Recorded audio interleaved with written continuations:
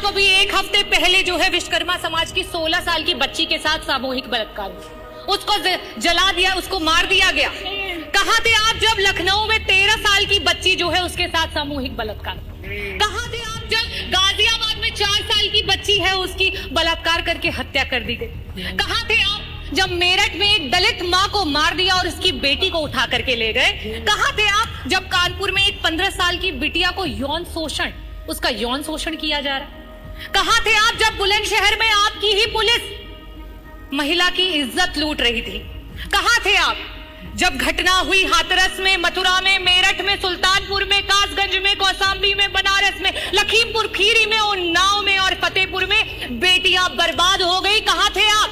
अगर इन परिवारों को किसी ने मदद पहुंचाई तो समाजवादी पार्टी ने पहुंचाई। अगर वहां कोई पहुंचा तो समाजवादी पार्टी के राष्ट्रीय अध्यक्ष श्री अखिलेश यादव जी को। चाहे पार्लियामेंट हो चाहे यूपी की असेंबली, पार्लियामेंट में आप नेहरू को कोसो और जब यूपी की विधानसभा हो तो आप नेताजी को तोसो। और क्यों? क्योंकि आपका तो यही धंधा है, क्योंकि आपका तो सारा काम मंदा है।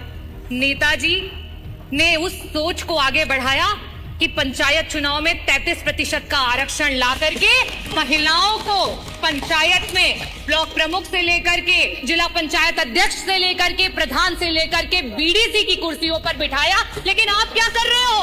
वो 33% का आरक्षण पा करके जो महिलाएं हमारी नेतृत्व कर रही थी उस चुनाव को ही टाल दिया, क्योंकि आपसे महिलाओं का नेतृत्व नहीं देखा जाता है। आप तो महिलाओं के नेतृत्व को दरकिनार करके सिर्फ नारी को नारा बना करके इस्तेमाल करना भारतीय जनता पार्टी का असली चेहरा। वास्तव में भारतीय जनता पार्टी को महिला के अधिकारों की चिंता होती तो 2023 सितंबर में पार्लियामेंट में सर्वसम्मति से पास हुआ बिल 2.5 साल बाद आधी रात में नोटिफिकेशन जारी नहीं किया जाता।